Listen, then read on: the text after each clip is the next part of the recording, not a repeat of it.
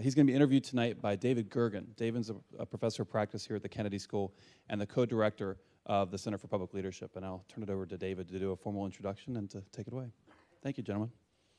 Thank you, Trey. Thank you very much. And John Odierno, we're so pleased to have you here, sir. Have you ever seen as many ribbons? Isn't that unbelievable? Look at how many ribbons he's got. That comes from 37 years of devoted service to this country. And to the maintenance of peace, or trying to build a structure of peace, which is the Army's responsibility. He's been sort of an Army guy.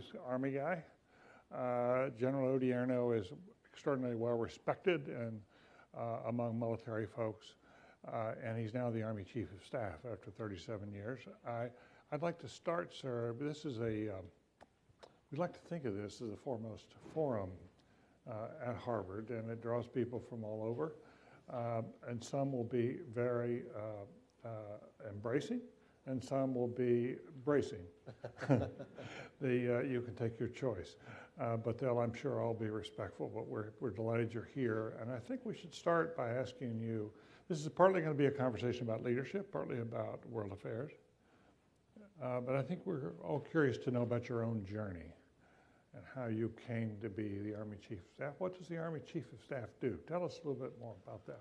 Well, first, as the Army Chief of Staff, you kind of have a dual-hatted responsibility. So under Title 10, which is the code of the U.S. government, the Chief of Staff of the Army is responsible for manning, equipping, and training the Army in order to provide it to the warfighting elements of our nation in order to conduct business.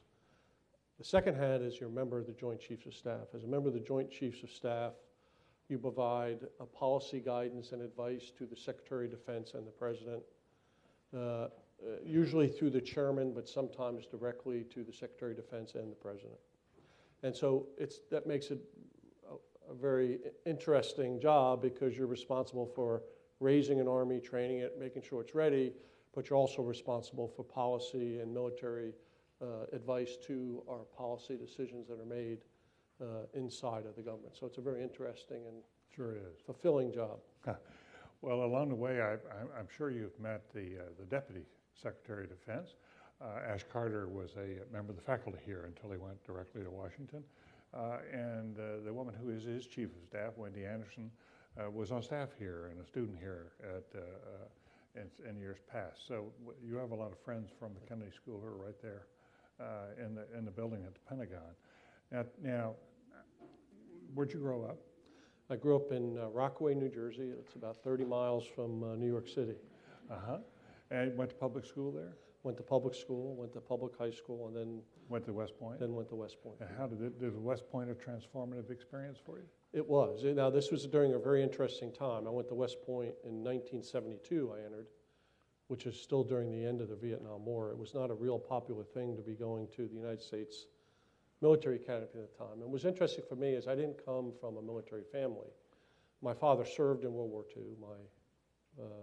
All my uncles served in World War II, but we didn't come from a professional military family. So it was people asked me why I went that time. I went for all the wrong reasons. I wanted to play football in the Army-Navy game. So that was probably not the exact reason. How did it work out? Well, I never got to play in it because I got injured, so I was never able to even do that. But it was probably the best thing that ever happened to me. It gave me an opportunity that I would have never had, an opportunity to learn about leadership and learn a lot about myself individually, actually. At that time, and still today, it challenges you personally on a mental and physical level that's quite interesting. And I found a lot of things out about myself. So it was a journey of self-discovery as well. It was. It absolutely was. And then I went into the Army, and I went into the Army at a time post-Vietnam. The Army was struggling with a lot of things at the time. We had many discipline issues. We had just began the all-volunteer Army, coming out of a draft Army. So it was a very interesting time where I got to witness some very interesting things when I first came into the Army. But what I realized up front, it was a place where you could go in a direction that allowed you the ability to do many different things I would never get to do, whether it be travel to many different countries, whether it be lead individuals. And it was a very diverse environment that, frankly, although I came from a fairly diverse community in New Jersey, it was much more diverse than what I was used to. So it really opened my eyes to an incredibly different world that I was not used to. Mm-hmm. And I really enjoyed the camaraderie. I enjoyed working together as a group. I enjoyed becoming something greater than yourself as part of an organization. And I just continued to do it. And I'm not sure when when I first went in, I said, you have a 5-year commitment coming out of West Point. So I said, I'm going to do my 5 years and leave. Mm-hmm.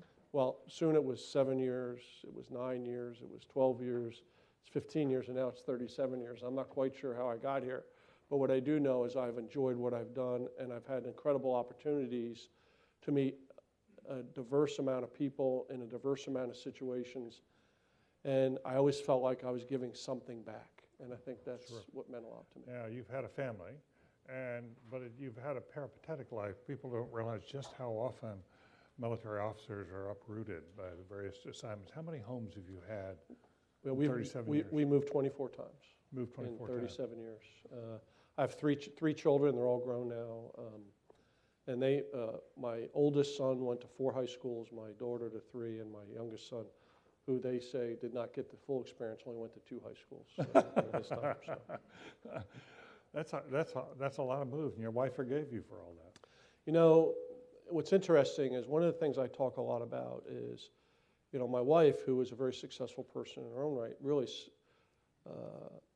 sacrificed her career for me because she chose to raise my family. She chose to move 24 times. She chose to support me in what I had to do, and I'm indebted to her. We were high school sweethearts. We've known each other for a very long time, and we've been married for 37 years, plus years. So. Well, congratulations to you. You've lived all over the world. You've been in action all over the world. You're best known for Iraq, and you had your first tour there when you had the division, and you were known as being very tough. Almost to the point of being brutal about it, because you had to be very tough in order to succeed.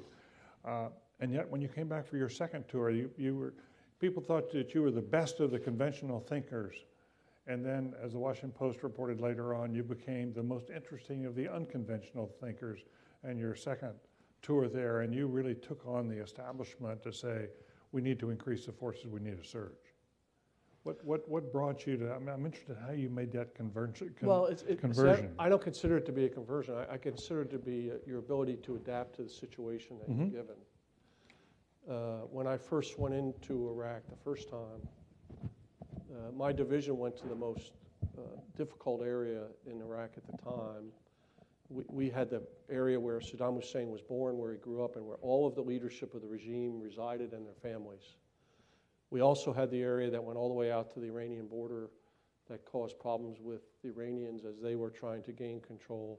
And then we had the area up in northern Iraq in Kirkuk, which was the Kurd Arab area. So it was a very difficult time. So although some people believed we were heavy-handed, we also actually opened schools, we developed new governments, we did many other things as well. But we did what we had to do in order to stabilize the area. And during that time, we captured many of the senior leaders, to include Saddam Hussein, in our area. And you had to be tough. And the reason we did that is we had to work our way through that in order to do that. And then when I came back, obviously, the thing I've learned about a leader is you got to constantly learn, you got to think about what you did. And the time in between, I had a chance to think about where Iraq was going, what I thought was the right things to do when I got back. I talked to lots of different people. I tried to evolve my thinking, learn about what was important and what we were trying to achieve. So I came back, obviously, and Iraq was a very different place. This was 3 years later. So it was 2 years later. It was a little bit different, and it was a different situation, so you had to adapt. We were losing. We were. There was a civil war basically going on between the Sunni and Shia. And I came in there, and I was kind of concerned when I got in there because it really was the violence was starting to go up, and we had to make some decisions. Somebody asked me, what do you need to adjust this? And I said, first off, we have to get all of our military back into the towns, villages, and cities. We had moved back into large forward operating bases, and then they would commute to work every day. And what happened is we lost sight of understanding the population, understanding what we needed to do was to protect the population so they gained confidence in us And once they gained confidence in us, they then provided us information about those who were creating the violence. So we pushed everybody back out into the cities, and people thought that this was going to make it more dangerous for our soldiers. And I actually felt it made us more secure because we were out there living with them, we were learning more about them, we were gaining the confidence of the population that was out around us. But in order to be successful, we knew we needed more people.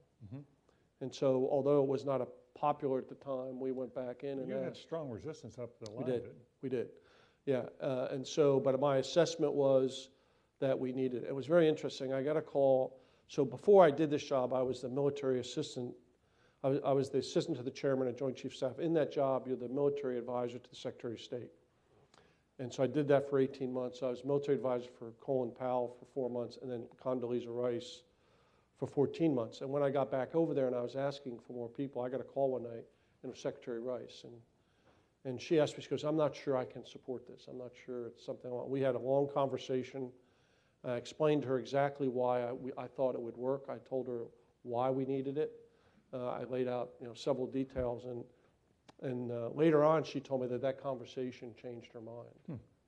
And that she then became But you had her trust because you'd worked there as her directly. We had a very close relationship. Yeah. We had a very close relationship. Yeah. Do you play golf? I do. Do you play with her? When I was there, she was just learning. She's an incredible individual. I mean, yeah. She was one of the first 2 women to come and get into Augusta. The line there was terrific. But she just decided one day, I think I'm going to learn to play golf. So she went out and started playing and learning, and now she's a fairly good golfer. Yeah, so. she's terrific. Let's come back to Iraq. I like those questions better. Yeah, I know you do. This is a very sensitive question, but many have wondered how the wounding of your son in Iraq affected your thinking and the determination to get it right. Well, yeah, I mean, so in 2004, when my son was injured, lost his left arm. He's doing great. He went back and got his MBA, and he's now vice president in J.P. Morgan, so he's doing okay for himself. Terrific. But he, I think maybe I just wanted to make, like all the others, I consider him like all the other soldiers who lost their lives and who were injured, that we had to do everything we could to make this turn out right and ensure that we did everything we could to provide security and stability to the people of Iraq. And so, I don't know if that inspired me more. What I do know is I would tell you, obviously as a dad, I have a certain opinion about my son. But as a soldier, I think about it with all the soldiers who gave their lives and all the soldiers who were injured. And it was critical for us to do everything we can, that what they did was not in vain. And I think that pushed me a little bit to make sure we did what was right. And we do everything possible to make this turn out better than it was. Well, the surge was considered very successful. But in the time since, we didn't get a status forces agreement. In the time since, there's rising violence again now in Iraq, and many people are very worried it may return to where it was. How worried are you? Well, I would say, as you said, when we left Iraq, things were going very well. It was very peaceful. The economy is growing. The economy actually is still growing. The oil exports are continuing to increase, going very well. But what's happened is politically, internally to Iraq, that we just have not yet built the trust between the different parties. Whether the Sunnis don't trust the Shia don't trust the Sunnis, the Kurds don't trust either one of them. And so they can't politically come together to help the country move forward. And the unfortunate part about it is now because of that, we have other elements coming in and having the ability to influence. Extremist elements are now influencing the population. So you do worry that this could cause significant issues, not only in Iraq, but it could spread. And frankly, we're seeing that throughout the Middle East right now, so there's a lot of concern for me across the entire Middle East. I mean, Syria is about Syria, but it's also about Sunni versus Shia. Iraq is somewhat like that. Lebanon is becoming more like that. So I worry about that divide that we're starting to see in all of the Middle East. And for me, that's of great concern as we look ahead. By the time Secretary Gates left office as Secretary of Defense, he was very persuaded that no president should send troops into harm's way unless it was absolutely imperative. No more Iraqs, no more Afghanistans. That we ought to be, and my sense is that the military leadership, Army leadership today shares that view, that it really wants to stay out of conflict. People think that the U.S. military is often, is itching to get in. And my sense is that most officers now want to stay out, if at all possible. Well, I think, so first off, anybody who's ever experienced combat understands the chaotic nature of it, the chaos, the sacrifice, the death and destruction that goes on, not only between the militaries, but to the civilian population. And so you want that to always be a method of last resort. I think a lot of people do misunderstand that. They think, well, you wear a uniform, so that's what you want to do. We're here to prevent war. Yeah, I mean, they think of you as a warrior. We're here to prevent conflict. War should be a last resort. So we all think that it should be the last resort. But what we have to make sure is we're prepared. So when the president has to make that decision, that we're ready. But one of the great things that our military does is deter. And so for me, one of our most important roles is to have the capability and capacity that deters our adversaries or other individuals from making really bad decisions. I worry really that people will think if we're not prepared that they might do some things that could cause issues that would almost force us to have to go into action. But the important part about when we decide to use the military, I think the most important thing is that we have to understand why we want to use them, what we're trying to achieve. Mm-hmm. And once we achieve that, then we're... How worried are you about Iran? I have concerns. I think it's the right policy to negotiate with Iran. You always, talking is always good. Talking is never a bad thing. And so I believe it's important that we have discussions with Iran, and the attempt to reduce their nuclear program is significant. There's always worry that if, in fact, they get a nuclear weapon, what does that mean? Does that mean now that there's other countries in the Middle East that think they now have to have a nuclear weapon? And so there's real danger there. Are the Saudis already starting down that road? No, I don't think they've started down that road yet. Could they? Maybe. I don't know. Mm-hmm. But it's concerning. The other piece that's going around is Iran also, of course, is they have quite a sophisticated capability where they're conducting operations in many places, which is concerning because that's driving the Sunni-Shia divide that we're starting to see in the Middle East. The fact that they're fueling so much militancy and insurgency, that seems to contradict the notion of a new, more moderate regime. How do you square those two things in your mind? Well, I think within Iran, there's a struggle. There's a struggle between moderates and those that aren't as moderate. Right. I think you'll see that to continue to go on, and I think we just have to be very cognizant of that as we move forward and deal with Iran. Mm-hmm. Have we, when Chuck Hagel was going through his hearings, he talked about containment as a potential way of dealing with Iran should they get a nuclear weapon. Is that door still open to potential containment, or have we closed that door? I think we're not having a lot of discussion about that right now because it really is an attempt to ensure doing everything we can that they don't develop a nuclear weapon. And I think we're doing that through sanctions, which are having some impact, and negotiations. I think that's important.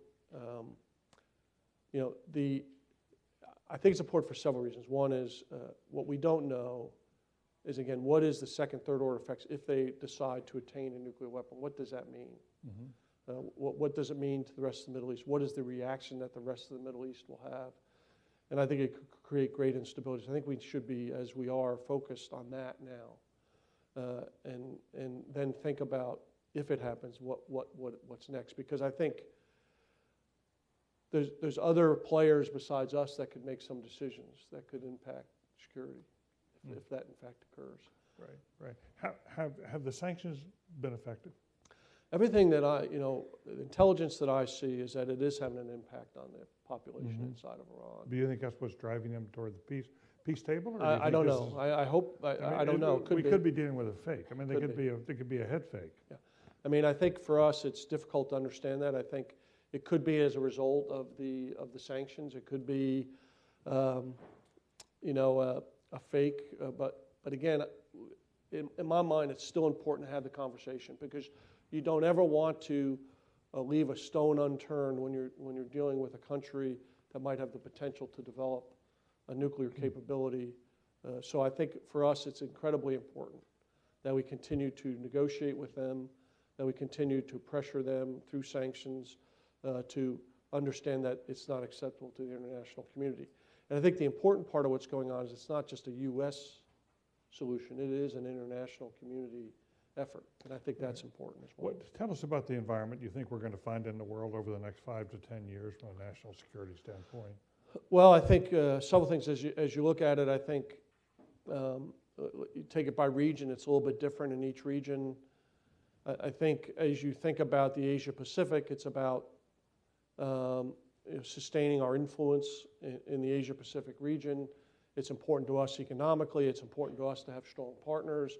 So it's important to us to play a strong role. Therefore, that's why we want to rebalance to the Asia Pacific region to ensure that's such an important part of the world to us. I think it's important that we're there in order to sustain a level of stability that allows countries to continue to grow economically. And I think that's incredibly important. You have Korea that everyone considers to be a bit of an outlier because, frankly, we don't know what's going to happen in Korea. It's a little concerning. New leader, very young. And so unpredictable. So you have to watch that very carefully. You know, the important thing is we don't have provocations that continually go on between North Korea and South Korea turn into something much bigger than that, because that could be quite significant. Because anything that happens there will not just be between North Korea and South Korea. It pulls in a lot of other. Do you have any concern about the rapid growth of the Chinese military? I think again, I think we have to watch it. I think we have to. We are increasing our. That's why I think it's important right now that we are increasing our military-to-military relationships. I was actually supposed to go to China last week. I had to cancel because I was called to testify in front of Congress on the sequestration. So I had to. It's a close call. I had to push it off. So I'll go sometime after the first of the year. But the Chief of Staff of the Air Force just returned from there. We've had discussions with their Navy. So I think it's important right now that we continue to build military-to-military relationships, start to build some trust, exchange ideas. We actually have, we have 60 soldiers, Chinese, from the Chinese Army in Hawaii now, training with us there. So we're trying to create confidence, trust, a little bit more transparency, and I think that's important as we move forward. So I think, again, us being focused on the Asia Pacific allows us to do that, allows us to build some trust, allows us to work with our allies and partners over there, allows us to work our relationship with China, which I think is key in the future. It's interesting, when you started talking about areas of the world, you immediately went to Asia and not to the Middle East. I mean, I just would assume from the outside that you spend a bulk of your time worrying about the Middle East. I do. So that's kind of a longer term, and I'm also talking in the sign of our defense strategic guidance. That's our number one priority. So second right behind that is the Middle East. Now, if you look at something that could happen in the next 2 to 3 to 4 years, that's where you look is the Middle East. I see. And so long-term, medium-term, long-term, it really is Asia-Pacific. If you leave Korea as an outlier because of the unpredictability, the Middle East is probably something that's more closer in that we might have to deal with some unknown thing that happens. And it's centered around a couple things. One I talked about was this potential Sunni-Shia divide that we watch very carefully. And the concern is, so in the Middle East, what are our real interests in the Middle East? First is the free flow of oil. Now, the U.S. is becoming more and more energy independent, but it's the flow of oil to other people because that maintains a level of stability both regionally and internationally, so you want to keep the free flow of oil. Second is the weapons of mass destruction.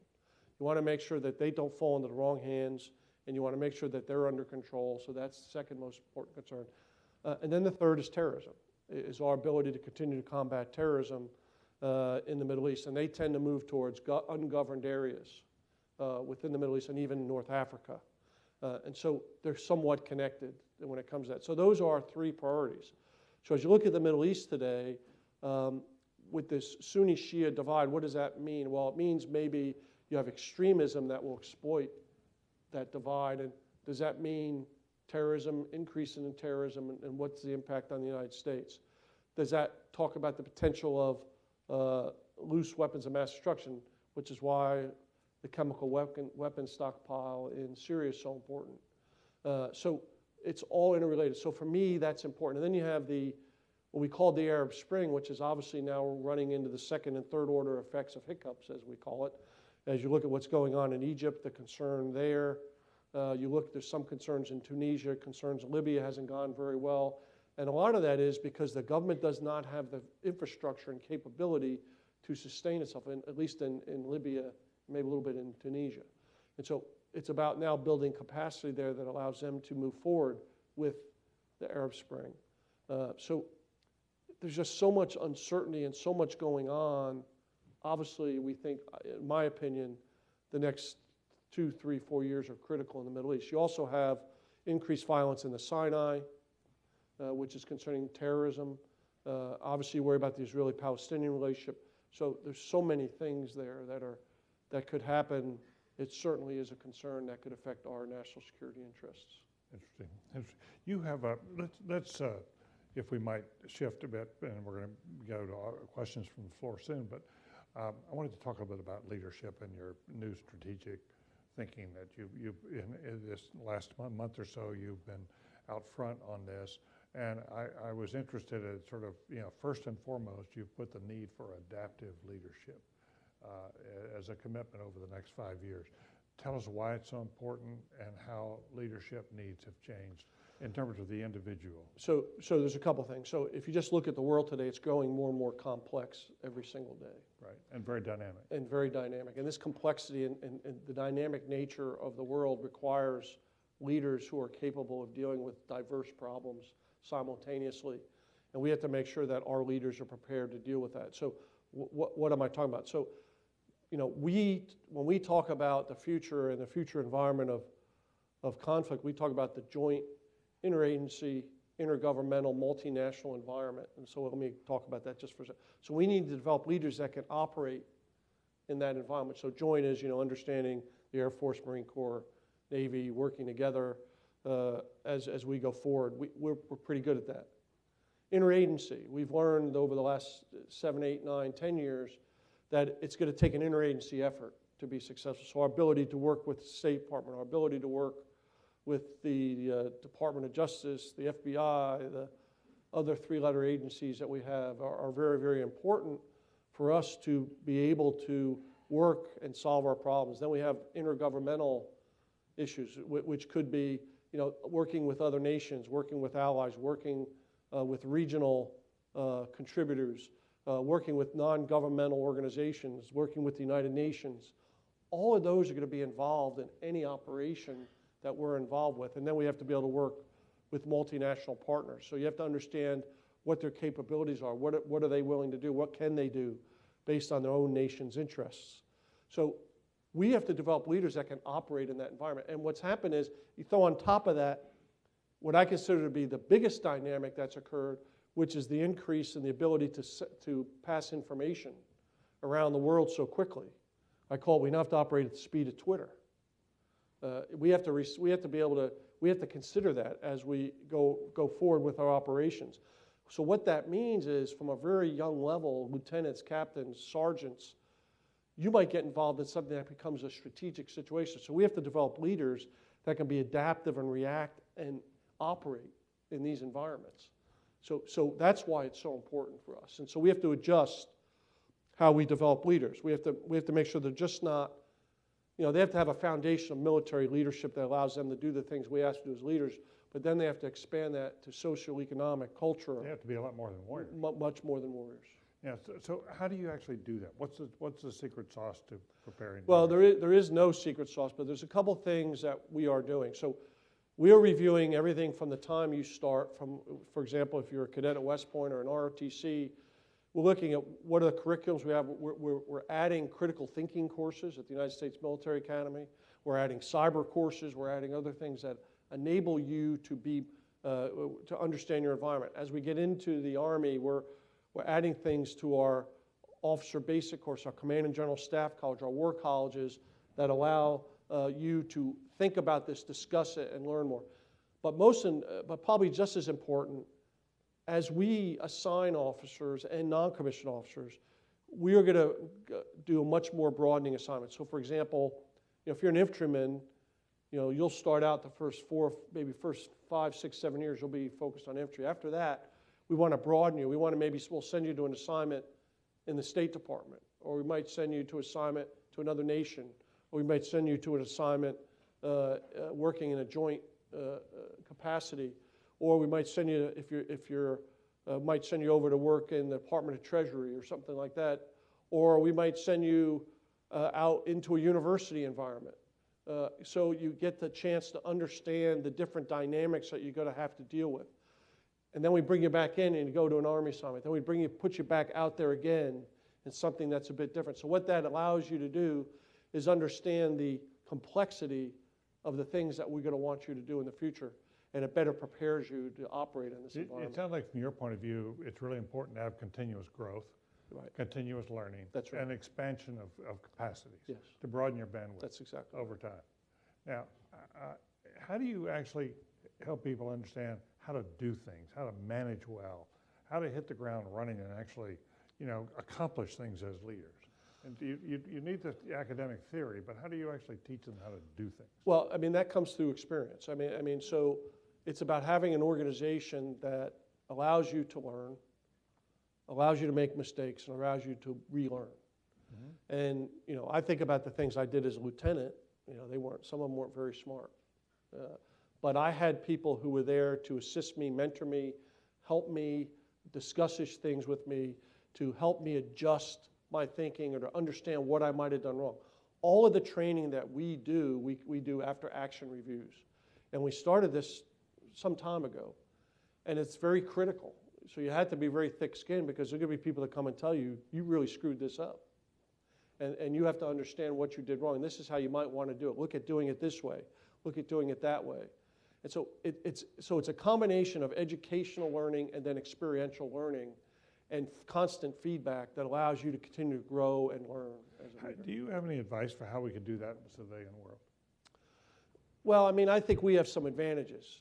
The advantages we have is that what people don't understand is in the institution of the Army, and you probably say for all the services, the way we pull people out of jobs and then put you into an educational environment, we do that several times along the way. And that gives us a great advantage, because I think in many other places you don't get that opportunity to do that. But again, it's about honest feedback. It's about constantly trying to improve yourself. You can't live in a zero defects environment. And so in my opinion, it's about creating the right environment that you give individuals an opportunity to expand their own learning in a way that they realize they can still move forward with a career. Mm-hmm. And I think that's key. We're not perfect. We have areas where we still have leaders that don't allow that.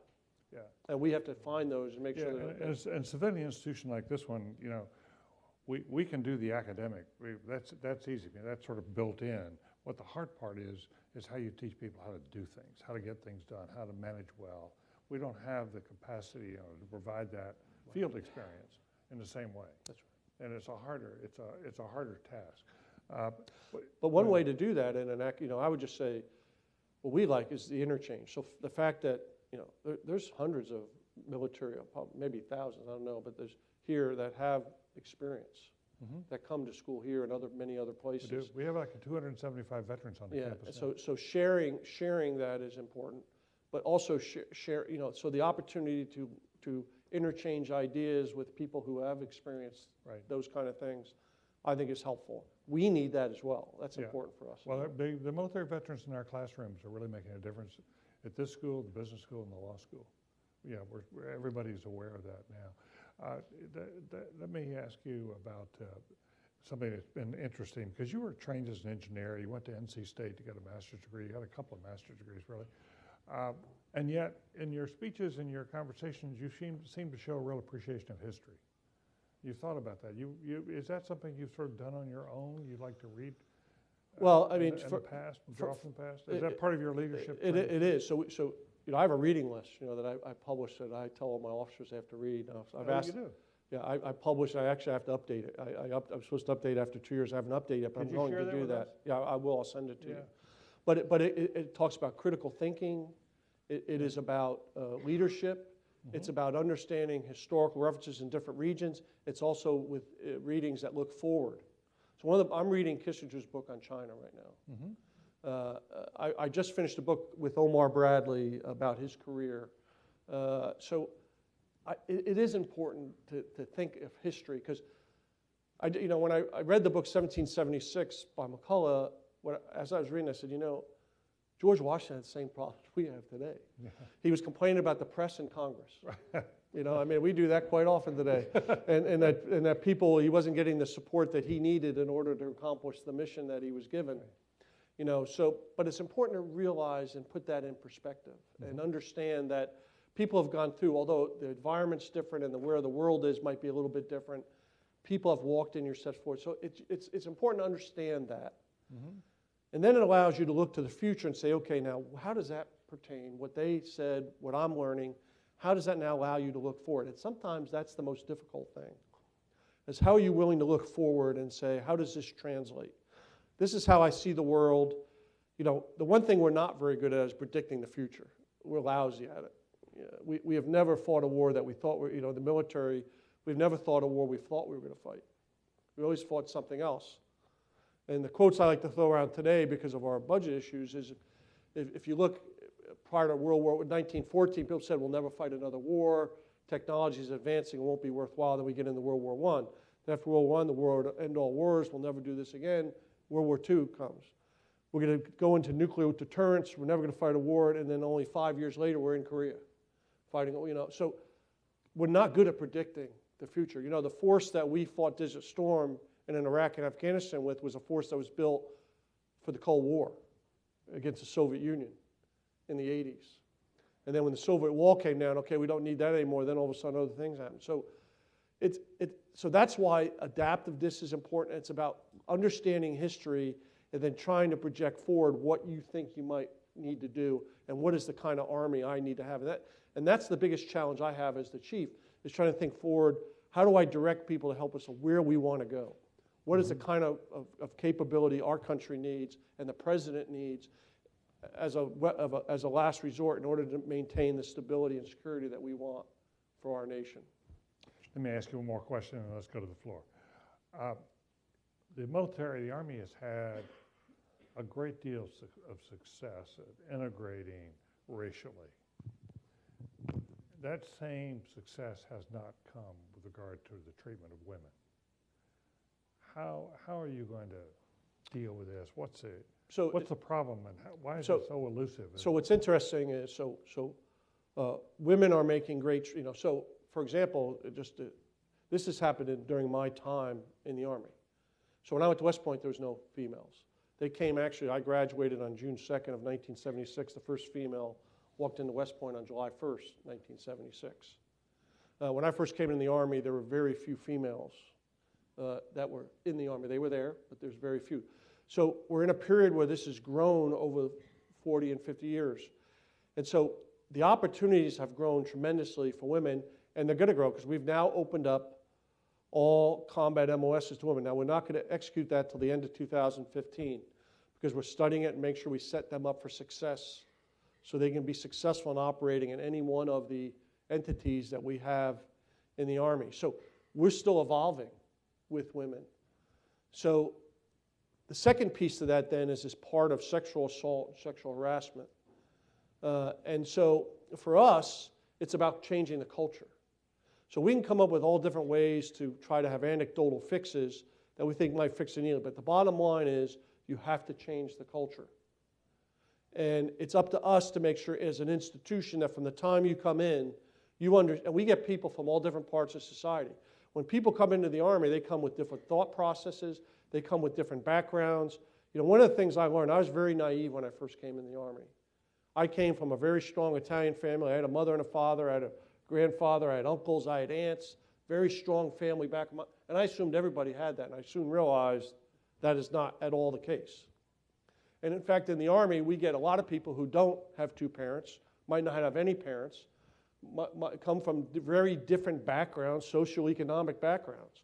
So we have to bring all those people together and say, here is what our values are. Here are what our ethics are. Here are what our standards are. And you got to start that from the first time they walk in the door. And so we have made some progress, but we have not made anywhere near enough progress. But we are now emphasizing it much more now than we ever have been. So we've had a wake-up call here about this. And so for us to have a permanent fix, it's about changing the culture. We have a culture that says we're supposed to we never leave a fallen comrade. We always protect ourselves. We're always there for our fellow soldiers. Well, we're not there if we have one soldier assaulting another soldier. That doesn't anywhere fit in our moral and ethical compass that we have, or our soldier's creed, or anything else that we have. And so we have to make sure they understand it's just simply not acceptable. And so that's the real thing we have to do. We're making some progress, but we have a lot of work to do. My worry is we're trying to legislate some fixes to this, and I worry that the second, third, and fourth order effects of this could make it worse, not better. And that's some of my concern. Changing cultures is hard. It is. It's very difficult. But you've got to make it happen. I mean, so when I first came in the Army, there was a racial issue. There's a huge racial issue. We might have some minor racial issue, but we don't have a racial issue anymore. Right. So it's the same thing.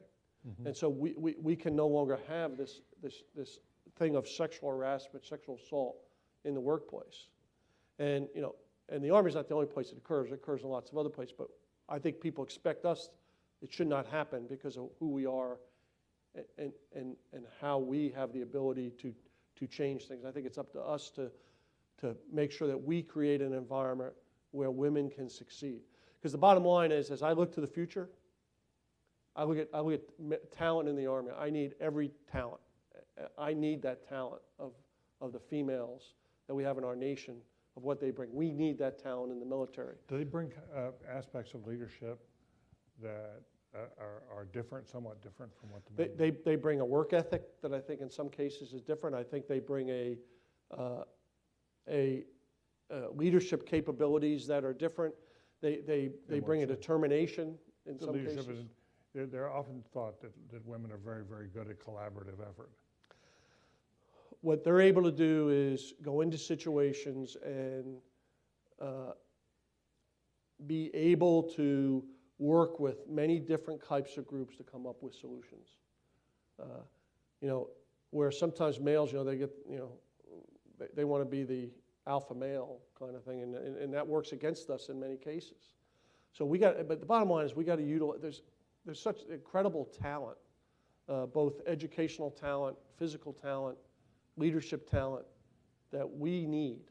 Mm-hmm. And so we have to make sure that they have the ability to move forward and have the opportunity to get to the highest levels of our military. And so we just had our first 4-star female. She just retired, but that's just the start. We have much more work that we have to do in this area.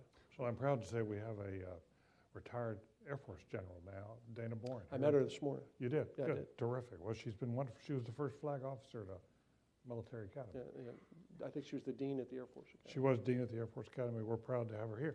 The microphone's now open. We'd love to have you come from, please identify yourself. Traditional rules, one question per customer, and questions end with a question mark. Please. Yes, sir. Thank you for coming, General. My name is John Clark Levin. I'm a first-year Master in Public Policy student here at the Kennedy School. My question is, we've seen over the past several years during this administration a pivot away from large-scale Army-centric operations in Iraq and Afghanistan towards much smaller, nimbler operations in places like Libya, Somalia, and Yemen. My question to you is, how do you see the Army balancing the need to adapt to that new style of warfare while maintaining, for deterrence purposes, the capability to carry out those large-scale operations in the future if it needs to? First, that's a great question. So what we're doing is we are doing this concept of what we're calling regionally aligned forces. So what we're doing is we're taking our forces, all types of forces, engineering forces, communications forces, combat forces, we align them with the different regions around the world, which is then used by the combatant commanders in that region to build partner capacity, to conduct small-scale operations if necessary, to do exercises with our multinational partners. And so they are doing a couple things for us as we do that. It makes us more nimble and reactionary. They're much smaller level. They can operate as a platoon, 30 people, 100 people, 200 people. They can provide capability and build capability, which is one of the most important things we want to try to do in many different parts of the world. It also actually helps them to become more familiar with that region. And so we have a better understanding of their social, economic, and cultural issues. So that's the kind of shift that we're seeing. So we do that, but we still have the capacity, if necessary, to use, as you say, a deterrent force to ensure that we don't have people making bad decisions. So that's how we're doing it. And we have forces designated that are capable of doing that. We now have we've had about what we call a brigade. We've had about 3,000 soldiers for the last year available for Africa. They've done 85 separate little missions inside of Africa, exercises, building partner capacity, helping develop other capabilities in Africa. And they've done that for a year. We're going to continue that every year. So that's the kind of, I think, thing we see us doing in the future. Please. Sir, Captain Dave Miller. I'm a first-year MVP student here at the Kennedy School. My question was somewhat stolen, but I'm going to continue with it. Given our limited training budget these days, you've talked about sequestration's effect on our readiness. Looking specifically at the difference between the combined arms maneuver side of the house and the new regionally defined force structure, how did junior leaders prioritize which one, given limited budget, which one should be more of a focus for the Army? So, over the next 3-year period, we do have a problem because of the way sequestration, the mechanism of sequestration, we have a readiness issue. So what we're going to do is we're going to pick a portion of the force that goes through what we call a very complex operational environment that includes combined arms maneuver, counterinsurgency, irregular warfare, and we will make sure that they are trained to do that. We will slowly increase that over time as we continue to reduce our force structure. The rest of the force will do regional aligned activities that I just talked about that will enable them to do that. So it'll be designated by unit which one is doing that. And by developing our leaders, we will try to rotate them in such a way where they get both experiences over time. It'll be more difficult in the beginning. But as we get our better selves aligned with the budget in the out years, it will enable us to do both of those things, which will help to develop our leaders in the future. In my mind, it's an exciting time to be a leader because I think you get a lot of opportunity to do many different things. And so I would be excited about it if I was in your shoes. Thank you, sir. Please. My name is Ben Bolger, and I'm an alum of Harvard. We've seen a number of generals historically become president, from Washington to Eisenhower. We've seen presidential contests with Nixon and Kennedy, people that have had substantive military experience. More recently, we've seen contests where people's biographies haven't included as much direct military service. In looking back in your long career, what differences have there been when a president in his biography has had military experience? And is that substantively important once they assume the presidency? And do you think that's also important for someone like the Secretary of Defense to have had that type of experience? It's not. I don't think it's absolutely necessary. Secretary, what's interesting about Secretary because he's the first one who went from NCO. He was a non-commissioned officer, and now Secretary of Defense, first one to do that. Let me tell you why I don't think it's that important. Obviously, I'd like to see military experience, much more military experience in Congress and other places, so they have an understanding of service. It's more about service, what we do, and understanding what the military does. But Dwight D. Eisenhower is one of my heroes. I bet you a lot of the generals would say, as a president, they're not quite sure they agreed with a lot of his policies. And what I would say is if you had a lot of extensive experience in the military, that might not be such a great thing for the other military leaders because he might believe he knows enough where he doesn't have to ask for advice. Where we have, kept us out of war. Kept us out of war. Where today, I think, they have to rely on our military advice. And so I think it allows for that conversation. And I think that conversation is really important. And they have their own views, and the president makes his own decisions, but they get to hear us, they get the chance to hear what we have to say, and then make their own. I think that conversation is really important. And so I'm not hung up that they have to have military experience. And I don't know if it's better or not. I think it's individual. I mean, I really do. I mean, I think it's individual leadership, and they might have different kinds of backgrounds. Do I think a general could be president? Yeah, I think they could be. But I think today, in the complex world we live in, you have to be very diverse. And you have to understand a wide variety of issues in order to run this country that we have, this great country that we have. And in my opinion, it doesn't matter. It's about having leadership skills and then the ability to listen to others. Could you tell us a little bit more about your relationship with President Obama Sure. in that regard? Sure.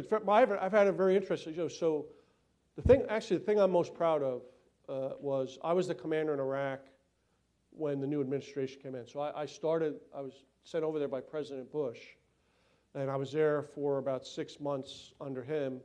And then my last 18 months as the senior commander in Iraq was with President Obama. And one of the things I'm most proud about is that transition I was able to make sure I gave him what he needed to make the decisions that he thought were necessary as we move forward in Iraq. And so for me, it was very important. What I have found is both President Bush and President Obama want military advice. They listen to their leaders, but they have to make their own decisions. And contrary to what people write and say, both of them were incredibly smart, gave great advice, and I have found them to be very engaging in both cases. And I feel, honored that I had the opportunity to work with both of them. And this week, actually, on Tuesday night, all the Joint Chiefs were over with the President, and we had a great discussion on readiness and other issues. And so, it's a constant dialogue that we have, and it's a very important one. Please. Hi, sir. My name is Catherine Munson, and I worked for Secretary Panetta at OSD.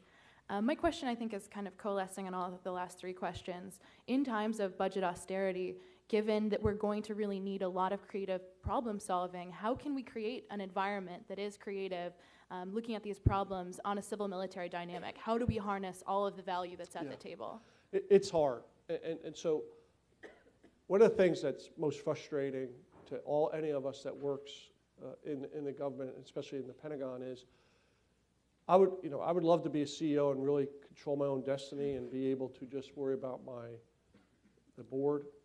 But we have lots of other people who influence what we do. So you got to work within the framework of the bureaucracy. For example, although I get to spend the money, the Congress gives me my budget, and they give very specific guidance, some case, on what you can do with that budget. You also have, the national security advice that you get and what you have to execute. So you don't have complete freedom. So that's sometimes, and I'll say that's bad, I think that's the way we should be set up. But it sometimes limits creativity because it takes you 10 years to be creative, not 1 year or 2 years. And so as I look at where I want to go with the Army, it's a 10-year process. And what you have to do is set it in place and then convince people to agree that we have to look at some new creative ideas, fund some of it, and then continue to move it forward through several different administrations, congressional administrations, presidential administrations, and, oh, by the way, Army administrations, as you have different leaders. And so that's what makes it difficult. But it doesn't mean you can't be creative and come up with new ideas. You have to just be careful because this is very serious business. Creative ideas, in the end, I always say, ultimately, what is the cost to soldiers? Because all our decisions fall on the shoulder of our soldiers, sailors, and Marines, because they're the ones who are going to ask to execute the creative things we come up with, and we got to make sure that we don't put them at excess risk as we think about this. So that's always at the back of my mind as we try to do anything. But we have to be, in these times, as you put it exactly right, in these times of budget constraints, we have to be a bit more creative. We have to make the most out of what we have. We have to figure out what's the best way to do that. And that's what we're trying to do now as we work our way through this. Perfect. Please. I'm John Thompson. I'm a veteran West Point graduate and a Kennedy student. General, my transition team met you in Taji right before we began our mission in Iraq, and only half of us came home alive. I went to Afghanistan before I went to Fort Bragg to take command. And during my command, my ex-wife made false allegations that I intended to harm her. I was arrested and charged with felonies. My unit was full aware of the situation, but quickly tried to separate me from the Army. After I posted bail, the Army illegally put me on house arrest for 5 months. And during that arrest, I lost custody of my 5-year-old son. They tried to invent a story that I had personality disorder issues so they could separate me before I was exonerated. And I stood my ground until I was exonerated. I spent $100,000 on attorneys and psychological evaluations, and I filed an Article 138 complaint. It's currently in your Inspector General's office. The unit, they refused to provide me a copy of the investigation and insisted I file the Freedom of Information Act request. I filed the request, and General Nicholson has ignored it for 9 months. Now, the Army's illegal actions cost me my career, and more importantly, my son, after 17 years of service. I filed a lawsuit against my ex-wife. Would you please help me get a copy of the investigation? I'll take, as soon as I get back, I will take a look at it, and you give me my information to my XO here, and I'll personally call you and get back with you. And General, on another note, this has been a very big character-building incident. It's taken a lot for me to get from where I was in the Army to this microphone. And I've noticed at the Army, it's just very difficult, an organization that big, to change directions. And it's top-down driven. Would you consider, on your evaluations for officers and non-commissioned officers, placing a block for an Army leadership objective, something you could change with a MILPER message, so when we have issues like sexual harassment and suicide prevention, you could challenge those corporals and second lieutenants to take action right now? Yeah, actually, we just are doing a new OER, and actually that is on there. Specifically sexual assault, sexual harassment, and command climate. And we've added that into the new system because we think it's an important measurement. So, and that's coming out in April of this next year, actually. Thank you. Thank you. Good luck. Yes, sir. Sir, my name is Major Don Gawley. I'm one of General Rice's men, but before that I was an exercise planner over in Germany. Before I ask my question, a lot of us served under you in Iraq, and I just want to say thank you. You gave us a firm hand, and we always knew you had a steady helm up there. My question goes back, though, to about training in an indirect way.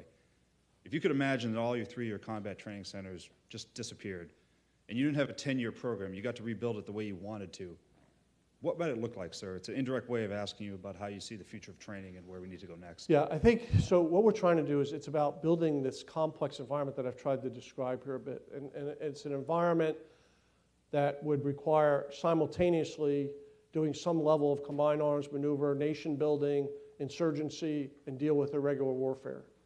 And that's actually what we're trying to do now at these training centers. We're trying to adjust them because the complexity of the situation that we're going to ask our leaders to be in is going to require them to operate across a very difficult spectrum of operations at simultaneously. And so we want to be able to give them that experience that provides them the ability to think, to be more free thinking in how they solve problems. And that's what we're trying to get to. We're not quite there yet, but we're getting there. Thank you, General. You're welcome. Thank you. A couple more. Hello, my name is Wright Smith. I'm a freshman at the college. Based on your experience starting your career at the very end of the Vietnam War and going through the transitions in the Army, in the officer corps, in training and tactics that resulted after that, do you now, from your current position, do you see any similar kind of restructuring, any kind of Iraq syndrome that might result in the next generation of officers after the Iraq-Afghanistan experience? I think we all have to constantly adjust and adapt and change. And so what we now have to do is say, you know, we learned a lot in the last 10 years. And we had to learn in contact, for a military term. And we had to adapt and adjust how we did things. We went into Iraq thinking we're going to have to do one thing. We ended up doing something completely different in the end. And so we had to change that as we went in there and did that. And so as I look to the future and as I've described this environment that I've just, we have, that's part of what we're doing. We have to change how we develop leaders. We have to change how we develop a lieutenant today has to be so much smarter and more knowledgeable and know so much more than I had to know as a lieutenant in the 70s, because it's just a more complex place that we live in. You have to know more. You know, I mean, I think what we require our young people to know is much more. So we have to understand that and make sure that we change along with that and develop them in a very different way. And I think we have to constantly change it. But I think today is extremely important because we're coming out of a time of 2 wars, and we now have to make sure we make an adjustment, learning from that, and then looking to the future and moving forward. And this is the time that we have to do that. Here and then here, and we'll call it a night. Thank you. Thank you. Hi, my name is Max Liebeskin. I'm also a freshman at the college. You spoke earlier about the Asia-Pacific region and how important that is to you, and said that that's essentially the #1 priority of the Defense Department today. And you talked specifically about how we're trying to cooperate with the Chinese military and increase transparency. But of course, at the same time, we have tens of thousands of troops in South Korea and in Japan, and we just added 2,500 or so troops to Australia a couple years ago. So how do you think that the Pentagon and the executive in general can reconcile these 2 goals of both working with China, but also seemingly working with China's enemies in the region? Well, so first off, a couple things. One of the things in the Asia-Pacific is the tyranny of distance. I mean, it's incredible how far apart everything is out there. I mean, all you have to do is fly out there and visit, and you realize it takes you 9 hours to get anywhere. Anywhere. I mean, you know, so you have to understand that. So we have to have some capability that allows us to have some capability for it, because it would take us forever to get it there. Second piece is Korea is different, and I wouldn't. South Korea is not an enemy of China. It is about North Korea and South Korea, and in fact, China understands this issue. It's about an armistice. You know, we have an armistice and a UN treaty that governs North and South Korea. So what we're doing there with our 28,000 people that we have on the peninsula of South Korea is supporting that agreement that was written back in 1952 for the armistice. And the fact that we still have an incredibly threatening North Korean government that continues to do that with South Korea, we have to make sure that we have some capability forward. In terms of Australia, it really is about doing multilateral training. So it's not about putting forces forward to do combat operations.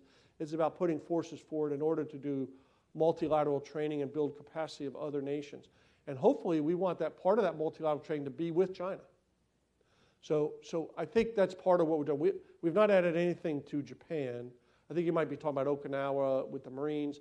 We haven't added anything. We still have a presence, though, there in Okinawa. And that, again, is part of a long-standing treaty that we have since World War II.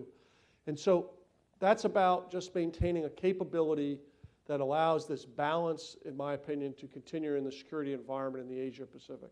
So I think that's something that it will continue to evolve over time. But that's where we are today, and we'll continue to evolve that as the relationships continue to evolve in the Asia-Pacific region. Great. Yes, ma'am. Hi, I'm Amna. I'm a sophomore at the college. Thank you so much for being here tonight. So I believe the Marine Corps, the Army, and the Special Operations Unit recently created a land power task force to examine lessons from the past decade. What do you hope will come out of this task force? And more broadly, what was the most important lesson you've learned during your long career about leadership or public service? So Strategic Land Power Task Force is something that we think is important because it's focused on what we call the human domain. So what does that mean? So let me talk about that a little bit. Yeah. The premise is that conflict is conducted by humans, and that you have to understand how you influence and compel them to do certain things in order to ensure that conflict doesn't happen, or understand it so if conflict happens, you have the ability to react to it. We've learned that over the last several years because of the dynamic nature of what's occurred in Afghanistan and Iraq. And so we believe we have to continue to do that. But it's more than that. It's about the interaction of the land domain, the human domain, and the cyber domain. Because you now have humans who, so you know, we talk about it, what do humans try to do? You have leaders out there who try to control populations. They try to control resources. They try to gain power. So what causes them to do that, and how do we use land power to compel them not to do that? And then they have an intersection with the cyber domain, which is growing, where they attempt to use that domain in order to influence, in order to conduct operations. And then obviously you have controlling terrain as another piece. So it's about all three of those together. How do they interact? And what does that mean to us as we look at how we use land power in the future? So that's the first thing. So about leadership. there's several things I learned, and I use 3 specific words that builds the foundation of any leader. First is competence. You have to have a level of competence in whatever you do. And you have to have a basic competence, whether it be in the military, whether it be in finance, you have to be competent and understand the basic fundamentals of what you do, and you have to continue to learn and continue to build your competency. Second is you have to be committed. You have to have a commitment to you have to have a passion for what you're doing. You have to be committed to it. You have to be committed to, in the military we say you have to be committed to each other, you have to be committed to your unit, and you have to be committed to the institution. And there's a commit, and that means selfless sacrifice. That means doing things that are for the better of the organization than it is for the individual. And then finally, you have to do it with character. And that's the most important ingredient. And you've heard this before, but I believe it. Character defines who you are as an individual. Character defines us who we are as individuals and who we are as an organization. So that's the foundation of leadership, is this competence, commitment, and character that I think are so essential to anything we do. Now, on top of that, you have to constantly learn. You have to constantly challenge your own assumptions. I think very differently today than I did 30 years ago. I think differently today than I did 10 years ago. Because I constantly try to learn. I try to learn from others, especially those who have differing opinions from me. And that was hard for me for a long period of time. But you got to constantly do that. And you have to be able to lead change, because the world around us constantly changes. And you have to be adaptable enough to either lead change or be part of the change that's going on. So in my mind, those are the things I've learned over time. Thank you. Welcome. General Odierno, we thank you, first and foremost, for your service to the country. 37 years, 24 moves. That got our attention. But I think many people here also appreciated your respect for women and for other countries, for people who are not quite like you. Yeah, it's had different backgrounds and what you learned about that. We also thank you for your reflections on leadership and your efforts to make the world a safer place. Thank you, sir. Thank you for coming tonight.